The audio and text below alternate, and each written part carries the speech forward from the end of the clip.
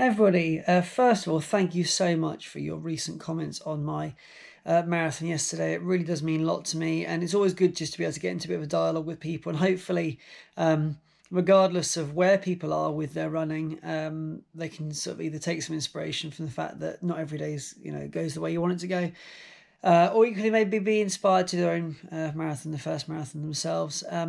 So what I'm going to do is put a timestamp down below. If you want to skip straight to race analysis part of the data stuff, you can do that. Otherwise, I'm going to take the first couple of minutes just to share my thoughts on the marathon itself, just in case anybody wanted to know a little bit more about it or was considering doing it maybe next year. So they actually run this event 3 times a year, in the spring, in the summer, and in the autumn, winter.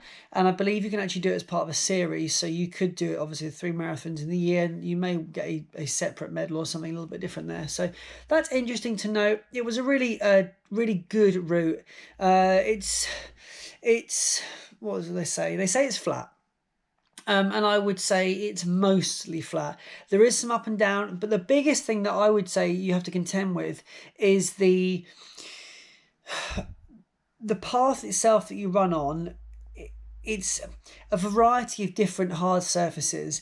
So some of it's kind of tiled, some of it's brick, some of it's tarmac, and some of it's a little bit loose underfoot. So you've got to keep your wits about. You've got to be a bit wary because you could easily find yourself falling over, basically. So yeah, there's that to be aware of. But what I now know about that route is that actually I could park up in Kingston, which is where it is, and I could run that distance again, knowing the route that I've taken. Or equally, you could do less of a distance, but knowing what kind of terrain you're going to be running on. I'm guessing that people that live there locally just have the best time because you can run as far as you want. It's called the Thames Path. You can pick it up further back, you can run further forward, and I'll talk about that in just a moment when I discuss the route itself. But anyway, I thought it was a really nice route. It was a really good route, and it was straightforward. There's not really too much to think about other than just get your head down and get running. So, a couple of things to note. I mentioned parking in the email that I received. So it was a little bit frustrating for me that when I finished my run, I was walking a mile back to the car park, as were many people who'd obviously read the email. But there was still a big number of people who were walking to the car park, which was meters from the finish line. So that was irritating, to say the least. And I would be hopeful that at other times of the year, that car park would be available for people, because it would have been able to accommodate a good number of us runners. But anyway, that's by the by. It is one of those things. And yeah, we just kind of dealt with it as we needed to. So the other thing to bear in mind and to mention is that you were not allowed any music on this course. If you were seen wearing any kind of earpods or MP3 headphones, anything like that, you would be disqualified and your result wouldn't count. So that announcement was made at the start of the race, and yet I still saw people with it. So I don't know, maybe they got disqualified, not entirely sure. The results are not yet up. So we're 24 hours on, and I can't tell you how many finished. I can't really tell you where I came in the standings or anything like that. So again, something to bear in mind, that if you are used to running with music, this particular race would not allow you to do so. It is a public path you're running along. So you have to be a little bit mindful that other people are basically in your way, or they're going to come past you. And if you're not familiar with the terminology of a bike rider shouting left to you, that doesn't mean that you run left, which I did see a runner do yesterday, because of course, if you're not aware of what's going on and suddenly a bike comes thundering up behind you, yeah, it's a bit of a tricky one, and you could certainly collide with a few people if you're not wary about that. So that kind of covers parking, that kind of covers the route itself. Organisation. So when I turned up relatively early, and you go and collect your race number. There's also baggage drop there. They did say the baggage drop would be marshalled all day, but when I came back to pick up my bag at the end of the day, it was just a free-for-all, take whichever bag you want. So that was not cool. Wasn't too happy to see that. The race itself is quite prestigious. It's linked with Comrades Marathon in South Africa, and a number of people have come from around the world to run this particular race. I believe it's also a qualifying race as well, so if that matters to you, that's important to note. There was a man yesterday who I need to just mention, somebody called Steve Edwards. Now, I personally didn't know who he was, and that may be naive of me, but yesterday was his 878th marathon. On the screen now, I'm going to put some stats that I grabbed. So these are the most recent stats that I could find. Have a look at how many marathons he's run under 3 hours. They're just, yeah, it's absolutely mind-blowing. So that was quite cool. And it is a race that, yeah, it's a kind of a serious race. It's for people that want to really do a good job, and it's all there for you to tackle. And if you are new to doing marathons, I would definitely recommend it as a first marathon, especially if you live locally, because you can actually get on the course itself and get practicing. Aid stations, always a problem, aren't they? We were told at the start how well stocked they'd be, yet we got to the first aid station and people are surrounding it like vultures. And I always think to myself, if you're that low on your nutrition, hydration at 5k in, that could be quite problematic for you. So the first aid station was pretty well stocked with flapjack type things. The second aid station on from there was just drink, water, fruit juice, electrolytes, which I was told were tailwind at the start of the race, but there was nothing to indicate whether it actually was or wasn't tailwind, because I was carrying tailwind myself. And actually, I don't know how what strength the mixture is going to be when you're given that much fluid, how much tailwind they put in there, what kind of concentrator they got there to make it actually effective as an electrolyte. I don't know. Halfway point, again, stocked well. But the other thing that I need to mention is the half marathon runners started half an hour after us, which obviously meant that they were seeing a number of the aid stations that we had also seen, which therefore meant when we were coming back, those aid stations were completely decimated of resources, and it meant that the only things really on offer at most of the aid stations was just water and fruit juice. No Coke, nothing like that. So that wasn't ideal. And I know a few people have mentioned afterwards, the aid stations just is never enough. And the most important thing at the very end is you just want some bananas. Don't cut them into thirds, please. Just give me a banana. I don't want a brown banana that's been out for an hour. Just give me a banana. They ran out of Coke, so to go and buy myself a Coke, buy myself a bottle of water. Hey, it's one of those things. So from that point of view, a little bit frustrating. Toilet's pretty good, actually. The queue was probably 6-7 people deep any one time for the toilets, or at least when I was there, and that was in the last 20 minutes before race briefing. Race briefing was cool, nice to get a little bit of info. And then let's just talk briefly about the route itself before I then discuss the data. So the route is a little bit awkward. You start facing the opposite way to where you will eventually be running the majority of the distance. You run out, away from the start-finish line, do probably 2k or so, I think it is, do a turnaround, come back, run past the finish line or the start line, and then continue out on your journey for the half marathon distance before the turnaround, and then back again. So a couple of things to note there. First of all, I'm not entirely sure why they can't just hook another 2k on at the halfway point where we stopped, because do the extra 2k there mentally is so much better. Coming back at 39k to run past the finish line when you are feeling like your legs are toast. On the one hand, it's inspiring because you're seeing people running past and they're cheering, but they also look absolutely knackered, and you're looking on their faces and they look like they are just ghostly white. And some people say, hey, you're nearly there, but when you look at your watch, I'm not nearly there. It's 3k. It's still quite punishing. So it is a little bit demoralising to run past the finish line, knowing that you've got quite a way to go before heading back. Overall, though, I would say it's a pretty decent marathon. I liked it. It was enjoyable. And if the day had been slightly calm with the wind, it would have been beautiful.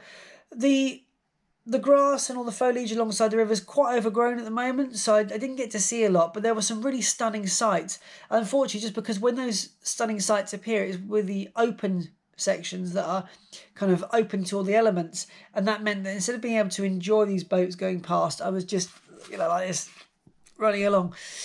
But anyway, that kind of rounds up marathon. Sorry for kind of blabbing on a bit there, but I just thought I would try and give some context to anybody who might be considering doing the marathon. So anyway, let's talk data. If you have already looked on Strava, you will see some of this information, but I'm going to talk you through it anyway. So let's start to dive in. What I actually did was, at the start of this race, instead of being at the back of the field, which I normally tend to do, I actually started on the starting line and right at the very front, and I just thought what I'll do is I'll settle into my own pace. So you can see here for the 1 kilometre from the start line, found my pace, felt good. Moving into the 2nd kilometre, you can see that went to 5:04. A little bit of those early race nerves. You get a bit overexcited, and I was feeling good at this point, so 5:04 is not a problem. Coming back up past the start finish line, the route itself, 5:20, so that felt good. 5:13 at 4 kilometres, 5:23. So it took a little while to find my rhythm. A little bit of inconsistency between 1 and 5, but that's okay. Still running a pace which is comfortable to me. So, kilometres 6, kilometres 7, these all felt very good, 5:29. Now, find a little bit of consistency here. You'll also see that these particular sections here are very exposed. So when I mention the wind being quite difficult, you'll see when we come back that it's around these sections here that I found it most difficult. But when we were going out, the wind was kind of all around. There's a bit of a whirlwind. You had a little bit behind, a little bit to the side, a little bit in front, but it wasn't so apparent on the way out. 5:25s, 5:28. So I got to 10k feeling really good. I knew that I was on track. I was in a good position, and I was very happy with how things were going at this point. 5:22, 5:27, and this whole section here, 5:24s, 5:27, 5:29. Everything was as it was supposed to be. It was really, really good. I felt great. We were flying, and I felt really good about everything. 5:27 now, 5:47 here, a little bit inconsistent, a little bit of an anomaly. That's because we're going through this section here, and around by Barnes Bridge, a lot of pedestrians, a lot of people cycling, dogs and whatnot. So trying to manoeuvre around those people safely was a little bit problematic, but managed to pull it back to a 5:30, 5:33, 5:21, and we are now approaching the halfway point now. Just here, this kilometre, I did stop to grab myself a little bit of water at the halfway point before getting going again, so I was happy with this. And then I started to feel the effects slightly of the wind. It was then becoming quite clear that on the way back, the wind was definitely going to be beating down on us from the front, and there was definitely no tailwind, nothing behind us helping whatsoever. So 5:55, 5:41. At this point, I thought, okay, I have to dig a little bit deep here because we're starting to sway slightly from the plan. 5:57, this wasn't so good. 5:44.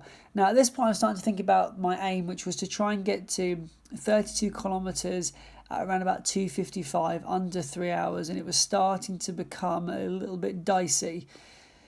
6:17, here's this section again. Look, I mentioned the way up, there it is, and that was nasty. Again with pedestrians as well, didn't help. 6:16, I was still feeling okay at this point, but I was starting to become a little bit nervous about the fact that the pacing that I had before, I'm nearly a minute slower at this point than I was on the way out. 6:35, so when it got to this point here, this you'll see that these times are quite high, 7:20 and 8:19. So what happened at the end of 29 kilometres and the beginning of 30, I was stopped at an aid station just to collect my thoughts, grab some water, fill out a water bottle. So I just took 2 minutes there. Took that time, and I just needed to have a little bit of self-talk and say, right, it's going to get tough from this point onwards. The time that you wanted, that's passing now, but we're still on things, continue as they are. So don't worry, all hope is not lost. So with that positivity, I pushed on. 6:04, it felt good. 6:26. These sections are a little bit more covered, not as exposed. And then at this point, I started to go downhill. So we're 7:20, 7:50, 7:59s. It was rough. It really wasn't good. Here, dog section, there's a little bit more covered again. You can see that because you see that the lines that I'm running are slightly off. There's no fixed path here, so you can kind of run a little bit as you wish. So that's a little indicator to me that it was kind of more off-road and less path. 6:19, 6:22, I felt good at that point, but I just knew that it wasn't sustainable. Came out 7:32, didn't feel good about that there. 7:13 is when you're now running past people towards this end point here. Of course, you're seeing people cross the finish line ahead of you, to the left of you, in fact. A little cheer from the crowd, but it really wasn't too much for me to use in way of powering forward. Down to the turnaround. This was rough here. See this little part? There was a girl standing there, one of the volunteers, and she had a sign, and it was a turnaround sign, which I thought was a turnaround sign for us. So I said to her, "Hey, turnaround, are we here?" No, it's turnaround for the half marathoners. Just crushed me inside. You know, when you're mentally prepared to turn around. Had to keep going. This little, I don't know what it is, 200 metres was evil, pure evil. Anyway, 7:08. See, I'm relatively consistent. There's not a lot I can do now. 6:50. Last minute effort to try and get anything out of it that I could, and an attempt at a sprint finish. So that's how it looks. As you can see, it really is a race of two halves. And if I scroll back up here, I would say that from 26 onwards, it was it was tough. It was tough. So a solid 25k was 16 miles, and that last 10 miles I was fighting against it.